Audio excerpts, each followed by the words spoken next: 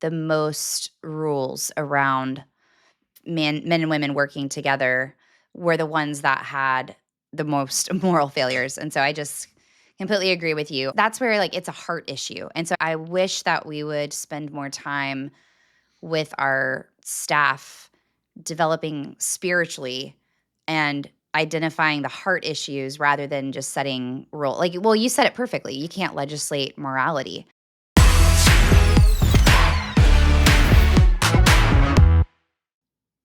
Well, hey, everybody, and welcome to episode 1 of season 3 of the Leading Smart podcast. I'm your co host, Holly Tate, joined by the one and only Tim Stevens. How you doing, Tim? I'm also a co-host. So it's not like host right. and co-host. It's like two co-hosts, right? Yeah, equal hosts, co Equal hosts. hosts. Yeah. Yeah, okay. Which is actually a great segue into It today's ties topic. into it does. That wasn't by accident. We're just diving in with a bold topic today on women in leadership, what the church can't ignore any longer. That second part is worded very strongly. I don't know if that's like what my notes say. Maybe we'll change that when we actually put this out. But Tim, It might feel too strong. clickbaity. I don't know. Yeah, too clickbaity. But Tim, when you told me about this season, we were brainstorming. We were talking about what it should look like. We wanted it to be about leading in real time. And you're like, I really want to do, episodes that are like hot take episodes. And so I'm like, all right, well, we're starting out with definitely a hot one. So, women in leadership. This was one, Tim, that you said in our brainstorm meeting. You were like, man, I really want to do a topic on women in leadership. Why is this topic important to you? Man, it's just been, I was going to say my whole life, but that's not true. And we'll talk about that in a minute. But probably since my mid 20s, late 20s, just becoming both aware of the importance of having women in the room around leadership tables and the not just the importance of it as a value, but the benefit of it to the organization. And we just make better decisions. And then also watching how difficult that is. And my context for 40 plus years has been in the church world, how difficult that is in a lot of spaces in the church world for women to get traction in their leadership in those spaces. And I just think we can do so much better. Mm-hmm. And you and I have both worked for many years on the Big C Church. And that has opened my eyes to seeing that regardless of where a church is theologically, there are many ways that we can invest in and develop and should be investing in and developing women just as much as men, like all people in leadership in ministry. And we have seen organizations that have done that really well, and we have seen organizations that have not done that well, and the repercussions of that when we don't have a diverse group of men and women being able to speak into certain things. So, I'm going to say from the beginning, what we are not here to do today is to change your theology on what women in ministry should look like as far as if females should or should not be pastors. That's not what today is about. There are many other podcasts you can go and dive into different perspectives on theologically how different people interpret scripture to say or not say what women in ministry should look like. What we are here to do is just to help inspire you to think intentionally about what it looks like, regardless of what your theology is, what it looks like to have healthy relationships of men and women in and on your church staff, and then what it looks like to offer a seat at the table for women in leadership. Does that make sense, Tim? Is that clear? It does. And, we get a chance to work with churches all around the country. What's interesting to me, and, churches tend theologically to be either complementarian, which is kind of the fancy theological word for more conservative on this topic and really believing that men have certain roles and women have other roles and they complement each other, but women can't sit in some of those seats. On the other side of that would be egalitarian, which the word kind of makes sense as far as equal, in a sense that men and women can occupy the same position. So regardless of where you're at on that, doesn't matter. Again, like Holly said, we're not going to try to change anyone's theology. I've seen churches just do poorly at that on both sides. And what's interesting to me is most of the egalitarian churches that are theologically egalitarian are not in practice egalitarian. Yes, They believe it, but they haven't figured out a way to make it work, or they've chosen not to. And I think churches on both sides of that, we can all do better. absolutely. So here's what's interesting. For season 3, I'm gonna do my best to find some sort of article that can center our conversations. Can't promise that we'll be able to do that every time, but for episode 1 and episode 2, we're actually going to use the same article because it's a new, like brand new piece of research from Barna around what the next generation of leadership is looking like in the church.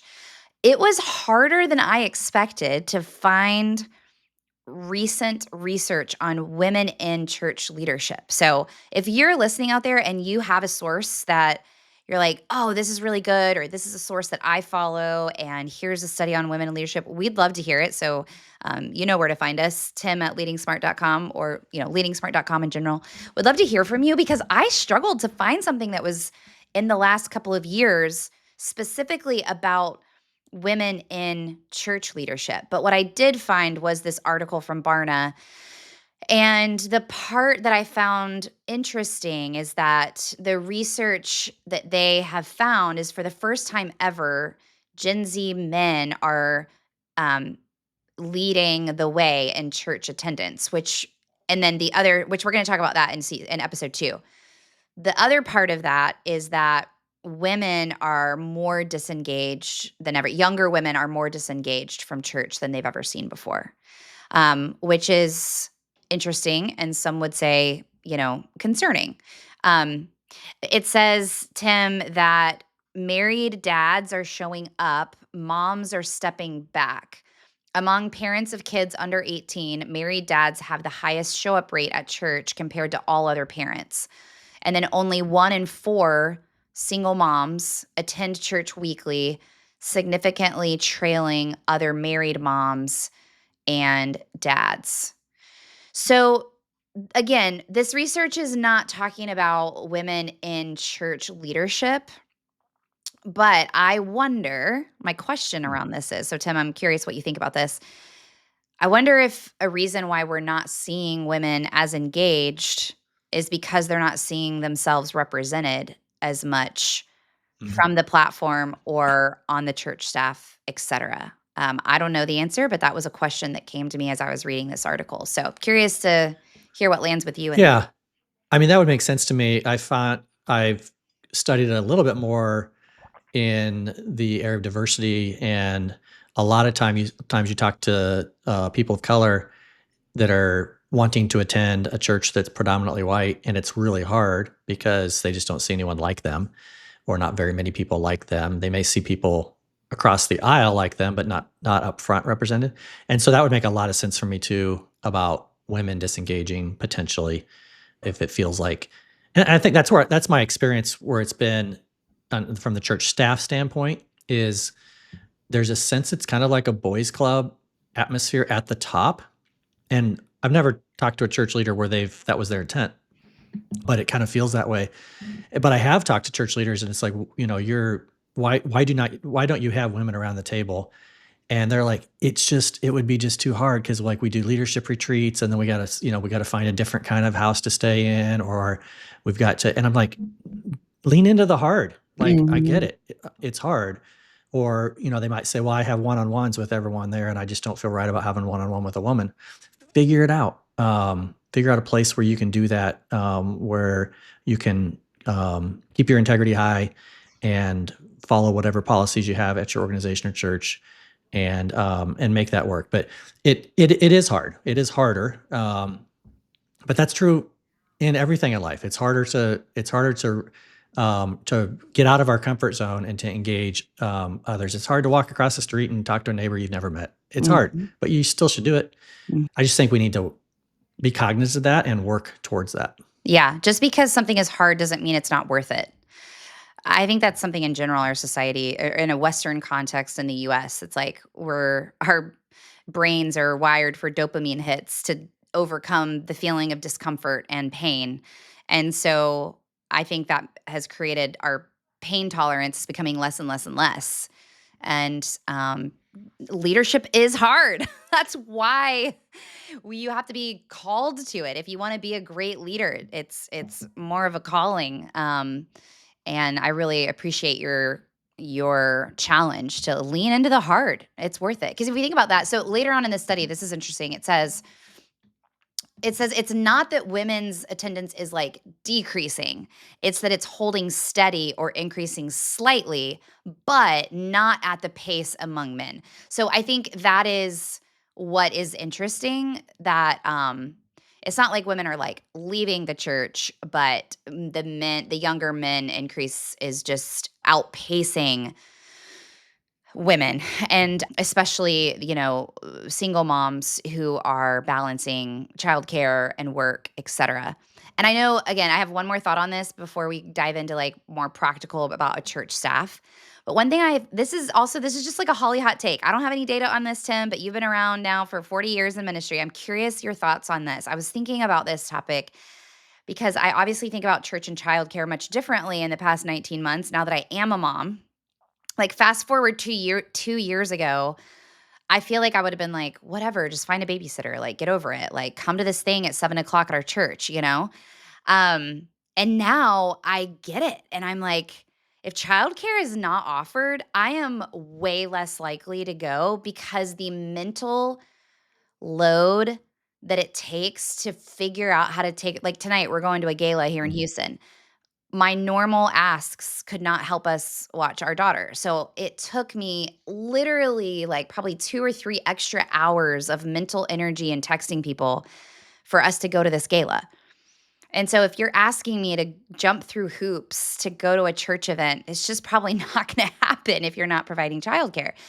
So my curiosity is the swing more towards the simple church model. I wonder if that has actually caused barriers to families being more involved in church, because the simple church model is it's more home groups, it's more stuff like outside of the church rather than what I grew up with, which was like we were at church on Wednesday, at least we were there every Wednesday night. Um, we were there Sunday morning and Sunday night, and usually at least one other time throughout the week. And now I'm like, I get it. My parents wanted a break. So we were like in the kids' ministry while they were at Yeah. choir having fun with adults. And so I just wonder if we're going to see a swing back towards more of, um, I personally think we should see a swing back towards churches offering more programming during the week because it's conducive to family involvement. Then, like, what am I gonna do? Go to a small group and put my kid in a pack and play in the other room and then have to, like, take them back to my house? Like, it's just not conducive to the life that we wanna live throughout the week. So, I know that probably feels like a tangent away from women in ministry, but my point is, in leadership, think about the people that are in your congregation, that are attending your church. What does life look like for them? And have the voices at the table who are representing that.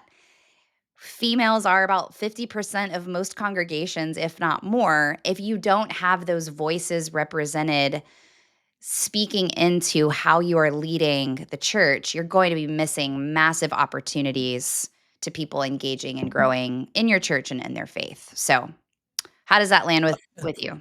Yeah, great point. What I've seen is I'm gonna make a little rabbit trail, but I'm gonna circle back. What I've seen that I think substantiates your point. I've seen like leadership teams that all have kids, kids and teenagers and whatever. And then as they age and whatever, then suddenly everyone on leadership teams empty nesters, and they suddenly they don't have context for a lot of the people in their church that are raising kids and have soccer games and have get them into college and all this stuff.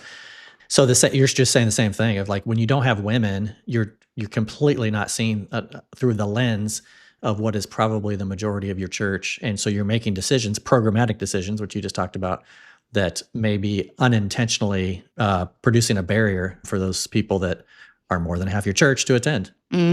Totally. Okay. So now let's migrate back towards specifically men and women and the relationship of leadership in the church. So here's the Yeah. frustrating thing that I feel, Tim, and that I wonder if our listeners are feeling. It's like, yeah, Holly and Tim, great. Yeah, have more females in leadership.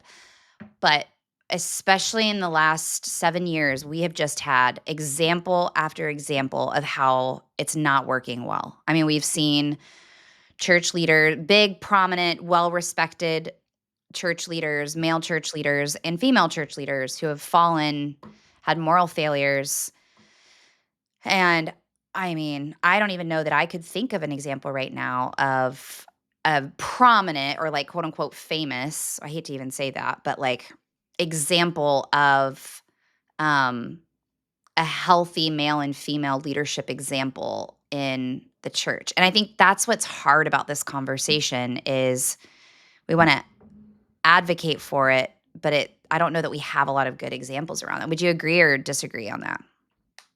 I think I would disagree with that. Okay. Um, Tell me more. I've seen well, I do see lots of churches figuring it out and making it work.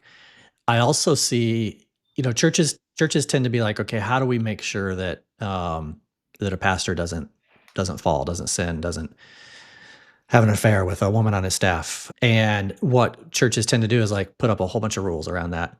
And in every case that where I've known the kind of the details of a failure, a sexual failure, relationship failure like that, it wasn't because they violated the rules. They figured out a way to make it Mhm. happen regardless of the rules. The answer to like what are the rules we need in place is you can't legislate morality. That's not going to help you. But what I do see is I see lots of good examples of healthy examples of in churches where you have women at the table. And I don't know that I've seen a co-pastors, I mean, sorry, man and woman that aren't married. I don't know that I've seen that anywhere, healthy or unhealthy. But you do see lots of cases where you've got a man or a woman in the senior role, and you've got men and women around the table, and it's healthy, and they figured out a way to make it work. And to me, it's like, man, when you can get that and you can get it dialed in. Now, I think you have to change the way that you operate, especially if you want working moms. If you Mhm. want, most often, I don't want to make this go sexist, but most often, women are carrying the weight of raising the kids. Yeah. That's just societal. I mean, and not in every single case, but most often. And so, uh, when we have women on our team, like we need to make a way for them to be home when the kids get off the bus or, in the morning, or if your staff is large enough, let's have daycare 3 days a week for half a day or something just to help relieve the pressure of them having to figure that out on their own. And you'll never hear guys say this out loud of like, oh, we can't have women because of childbearing age, because then they're going to leave us for 3 months, or in Canada, they're going to leave us for 12 months. Mhm. But I think subconsciously that's there, Mhm. and we need to just get rid of that. It's just, to me, like all of the benefits of having women around the table are way outweigh the things that we have to figure out in order to make it work. Yeah, that's awesome.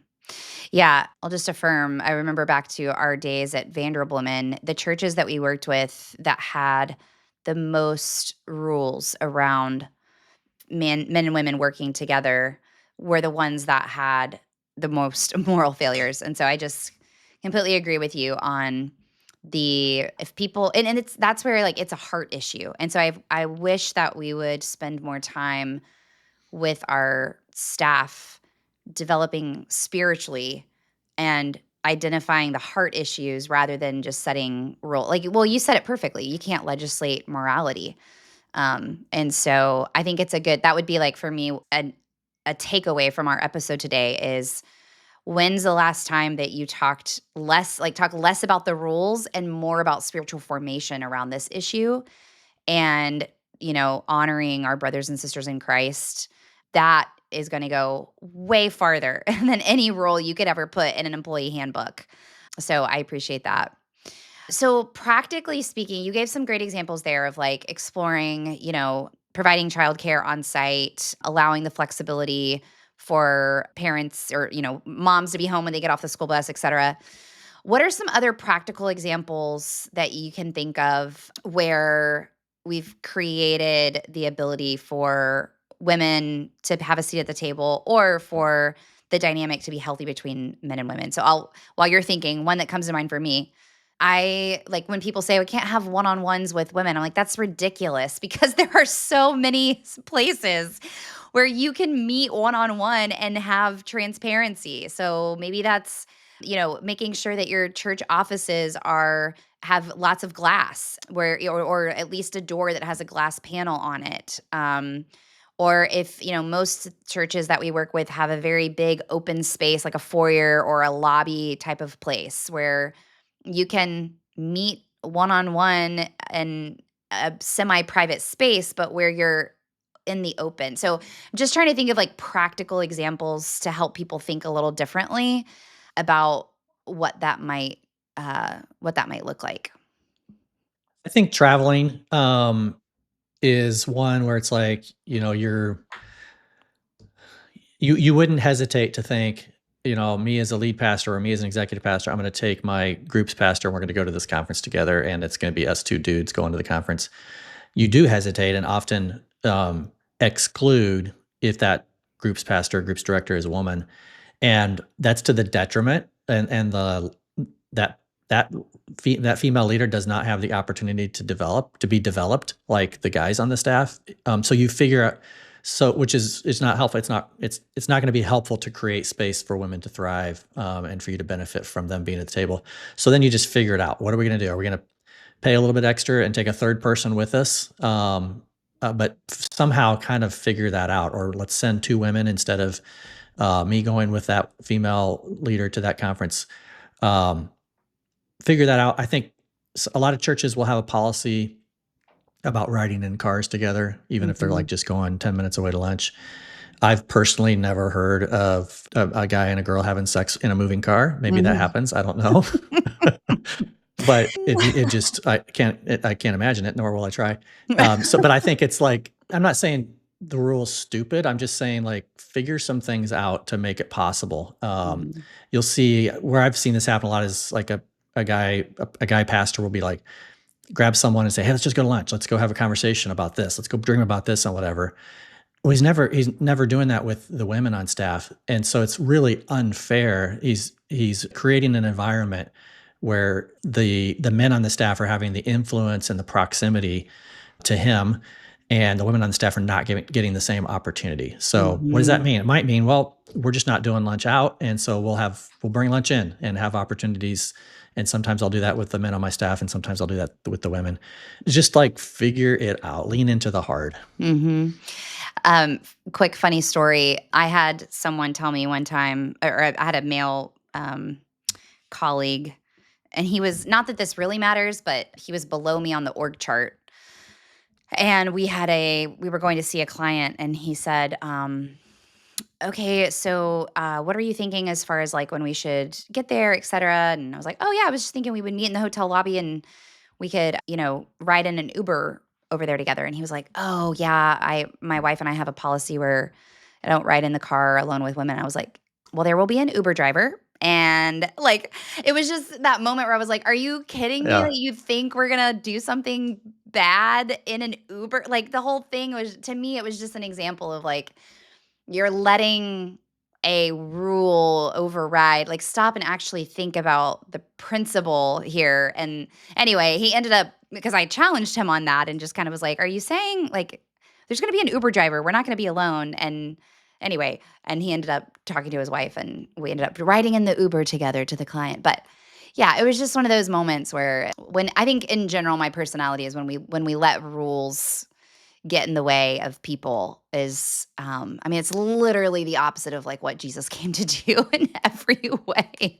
He came to disrupt the rules, and provide a different way of looking at things, which was loving our brothers and sisters in Christ and putting people first and all the things. So anyway, maybe I And am preaching and we now. do Sorry, it Tim. for no, that's good. I've been on the other side of that and created the rules. And we do it for perception. We do it to communicate a sense of safety. I remember Yeah. our lead pastor loved to, when he was interviewing someone to be on staff, man or woman, the last thing he would do if they were married is be with them as a couple. And if he was hiring a man, he would if he was hiring a woman, he would look at the man and say, "I will never be alone with your wife. I will never get in an elevator with her. I will never get in a car with her. You have my, and so he was trying to communicate a sense of like, I'm going to have high integrity. You don't need to worry about anything. But it's just, I've never seen it actually result in those churches not having a sexual failure at some point. And Mhm. I've never seen the opposite either. I just don't think the rules get you what you want. And they sometimes undermine and exclude, usually not men, but exclude women from being able Mhm. to advance in that organization. Yeah, absolutely. And I think some other general principles that I would encourage leaders to think about is um, to make sure that you are prioritizing leadership development in general for your staff. Because sometimes I think we get caught up. It's like, oh, I heard Tim and Holly's podcast on developing women in leadership, or I went to this conference and there was this breakout group, or I read this book. And so now we're going to have a women in leadership cohort for the women leaders on our team. But we don't have a leadership pathway or a leadership development plan across the board as a part of our strategy for developing and growing our staff. And so I think if we're doing that well, if it starts there by going, how do we steward these incredible people that God has given us that have a calling on their life? And how do we, as a leadership team, develop them and increase their capacity for the kingdom? When you're looking at that across the board, I think you're naturally going to be developing the women and also the men on your staff. So, my challenge is start there, make sure you have a leadership development strategy. If you don't, we can help you with that at Leading Smart. And then look at that and go, okay, how are we potentially excluding women from opportunities unintentionally? Maybe even sending out a survey to the women, like anonymous survey to the women on your team or everybody on your team, honestly, but if specifically the women on your team, or doing some 360 surveys with someone that's trusted, to be able to ask these questions to make sure that you're not unintentionally excluding women from leadership opportunities. I love that. When I went to Willow, I don't know, maybe a year in, I got together a group of women, and I think they were all like under 30 in this particular, and it was just a listening session. It was just like, can you just tell me what's your experience been at Willow on our staff, being a woman? Like where have you been able to excel? Where have you been held back? What are some things that we may not see that, what's the word, that devalues you or that Mhm. disincentivizes you from pursuing leadership roles, or that you feel like keeps you from leadership roles? Because like we want to learn from that, and we got some really really good stuff from that. And so I think, like you said, with a survey, just listening, and when you're listening, you're asking questions, you're not making statements. That probably goes without saying, but I don't think it goes without saying, because a lot of people listen and then, or they say they're going to have like a listening session and then they end up talking the whole time. So that's not Mhm. helpful. But actually listening with the idea of learning. So good. All right. Well, I've got some resources. Anything else you want to share, Tim, before we leave our listeners with some practical resources? Not to share, but a quick question. Oh, Like, yeah. what's been your experience in where have you felt like, based on either the policy of the organization or the posture, the practice, either for you or maybe others that you've coached, what would you say? Like, how can we do better? Yeah. So I really hadn't thought about my own experience until I did a podcast with, oh my goodness, of course, Tim, you're asking me this, and now I can't think of David Miller. There we go. Thank you. Okay. Yeah. Um, which I think we both recently did a podcast with David Miller, and he's all about You're, creating leadership. It's Leadership Pathway is his organization. But anyway, he asked me. I think he probably assumed that because he perceived me as a confident voice, as a woman in the ministry world, and I can't remember the exact question, but it was something like, I think he assumed that I grew up in a complementarian. I mean, sorry, I'm messing up this whole story. I think he assumed that I grew up in an egalitarian environment, and I actually grew up in a complementarian environment. And so he was like poking questions at, and I was like, this is such an interesting conversation. because he was like, "How in the world did you find your leadership voice growing up?" And he's very open about his opinion. Like on the podcast, he was very open about his egalitarian perspective. And I said, that's a great point. And it was because I had a youth pastor who really valued leadership development. So even though I was in a complementarian Southern Baptist church, he provided the opportunity for all of us to go through what he called Student Leadership University. And it was a curriculum that we could opt into. And I think back to that, and of course, again, like now I'm almost 37, and it wasn't until almost 37 that I thought back however many years ago that was, of how critical that was in my growth and development. And so that's a great example of like being in a complementarian environment, but that pastor choosing to provide us as students the opportunity to become better leaders and understand what it meant to be a leader and find our leadership voice in that way. And so I think that was probably a big part of it. And then because my whole career, even I was in sales, it was still a Christian company, but it was not ministry right out of college, and then going to work for Vanderbilt and then at Leader, and now doing consulting. Most of the time, I am the only female or one of very few in the room. And so it's funny because it's kind of like my birthday is right before Christmas, and people are like, "Oh, how do you like having a birthday around Christmas?" I'm like, "Well, I don't know any different." So I don't Right. know. So I feel like that's kind of how I'm like, "Well, I don't really know any different," because literally my whole career has been Yeah. but I will say, Tim, you and I have a client recently. We were sitting with their leadership team, and it was the first time I was sitting there watching you facilitate, and I was like, it was very equal. I think it was equal men and women in the room. And the room felt very balanced, not just like physically, obviously, but like the perspectives that were being shared, who was sharing. It was very balanced. And it was the first time I can think of where I've been in a room and the leadership team in this room is probably, I don't know, like 12, 15 people. Probably. And Yeah. yeah, and, it was this moment where I was like, "Man, this is what it looks like to have shared," and it doesn't necessarily always have to be equal, but, um, the content was so rich coming out of the room because we had the diversity of gender, age, experience, all of it represented in the room. I guess they were low on ethnic diversity.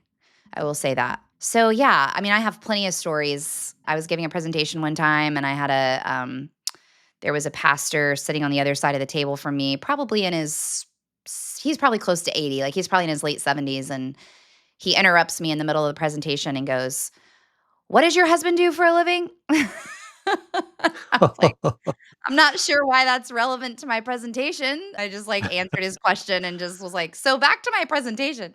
So I have plenty of, funny stories like Yeah. that, and I think earlier on, maybe I would have gotten heated, and I still do. I mean, you know me well enough to know that I get heated easily, but now I laugh about it, and because in Yeah. my experience, there's way more people who are trying and are trying to be intentional than are not. And even though in the press, it's juicy to have the stories that we all hear all the time, but I appreciate you saying, like, actually, in your experience and my experience, where we're in and out of a dozen churches a month, and we actually have great examples. You're just not going to see them in the news, or you're not going to know their name Yeah. because they're not a mega church of men and women leading healthy together. So, yeah, that's my thought around that. That's good. All right. All Tell us right. about those resources. Okay, so Katie Cole, Kadi Cole, which I'm sure if you're listening to this, you've probably heard her name. She's amazing. She has many resources for women in ministry. She has a cohort that she does. I think her 2025 one just closed, but if you go to her website, you can put in your information to be alerted for 2026. But she's got this great ebook on wherever you are theologically. You can kind of like place yourself on the theological map that she has, and then really practical advice for in your theological context, how can you develop female leaders? So katiecole.com. And then Ministry Chick, which is led by Melissa Mashburn. Melissa is just a wonderful leader and friend, and she has a Facebook group called Ministry Chick. Well, and also a book. Katie and Melissa both have books, but um, I guess if you just type into Facebook, you can find Ministry Chick. You can find it. You can join it. Wonderful community of other female ministry leaders. And then our friend Jenny Catron, she has her company, the Foresight Group, and she has a women in leadership cohort. You can currently join the waitlist on that on theforesightgroup.com. And then Allie Worthington, who is my coach. What I appreciate about Allie, so Katie, Melissa, and Jenny are all pretty focused on the church. Jenny also serves business leaders, but Allie is just kind of female leadership development in general. She's speaking to nonprofit, church, and business female leaders. She's got a podcast, she's got many books, but she is full of insight as well. That's allieworthington.com. So those are some resources that you can check out if you're looking for more resources on women in leadership. Love it. All right. With that, if you are a regular listener to the Leading Smart podcast, you know that we like to do a fun segment at the end of each of ours. And today, I'm calling it Tim Said What, because I also co-host a podcast called Seth Said What. And so we were actually on your website yesterday, Tim, looking for a blog article, and I was searching in the, search box, and I did not find what I was looking for, but I did find this article called I Love Girls by Tim What Seaver. was the what was the date on that article? It was April 18th of 2010. And I so, yeah. so it definitely probably was full on clickbait. So I'm very curious to see what was it about? Yes, tell us. Yeah. So, you in the article, you talk about how it was 1 a.m., which, by the way, why were you awake at 1 a.m.? But you were watching an interview I'm a with night owl. James Dobson and his book about bringing up girls. And so it turns into this really sweet article about how you were reminded of a few things that you found important in raising girls, because you've raised two girls and two boys. That's right. And so you have several things here. Like I tell them that you say, I tell them they are beautiful as often as I can. I have always given them the option to use me as the excuse to say no or to get out of a tough situation. I listen a lot. At the time that you wrote this, they were 15 and 17, and now they're both in their 30s, right? Or I guess They're 30 and 32. that's awesome. Let's see. You say that you try to rarely say no when they ask permission to do something. Rather, you ask a lot of questions and try to lead them to the right answer. You give them space to be quiet, emotional, sad, ecstatic, whatever. You encourage them to be themselves. If that means wearing pretty dresses, I'm good with that. If that means emo hair and holy jeans, that's also good. And then this was my favorite part, which maybe we're going to make Faith, your wife Faith, blush on this one. But the last bullet point, you say, I model a red hot marriage. I want them to see me love and honor their mother. I used to get the oh gross when I'd be kissing on Faith in front of them, but I didn't care. They go to school every day and hear of another friend's parents getting divorced. They need to see us madly in love. I love that one. As someone who's raising a female toddler right now, I think about that a lot because it's just so easy to you're unloading the dishwasher, you're trying to control your toddler, you're just getting into the rut of Yeah. the teamwork of marriage. But even Iris, I can tell as 19 months, when Elliot and I are hugging each other in front of her, she reacts to that, Yeah. So anyway, yeah, I was like, what in the world is this article? I love girls. And then of course I I read it didn't and I have was like, a this I is didn't have so a business partner back then to tell me, you may not want to use that title. So I just went for it. Well, yeah. Any thoughts on that, Tim, as you're reflecting back to 2010 and having a 15 and 17-year-old girl? It's funny. I agree with all that. We did in season 2 an episode with all the kids, including Heather and Megan. So I wished I'd had that at the time. I could have pulled it out, but I do, I do think about that. Just as we're raising young girls to become women who will have influence and leadership and make their mark in the world. I just think there's so much that we as parents have that we form that, and it never turns out exactly what we think. But man, our hands were all over the formation of that. And so those early years, that's 15 and 17 is not early years, but those years with the little ones like Iris's age, Mhm. and then up into teenagers, man, those years matter. So true. It's awesome. All right. Well, thanks for listening to episode 1 of season 3 on the Leading Smart podcast, all about leading in real time. We mentioned this in the trailer for this season, but want to remind you to go to leadingsmart.com/podcast, where you can download our accompanying ebook to this season, which is the Simply Strategic Show, which was Tim and Tony Morgan 20 years ago. We are re-releasing those episodes through the form of an ebook because of copyright. We couldn't copyright laws, we couldn't publish them as podcasts, but we've done summaries and takeaways and highlights with a link to each of those podcasts if you're interested in hearing how the church has changed or stayed the same in the last 20 years. You'll want to check that out. So thanks for being with us. We'd love to hear from you. Hear your thoughts. You can email Tim at leadingsmart.com. And we'll see you in episode 2. Thanks, Tim. Thanks.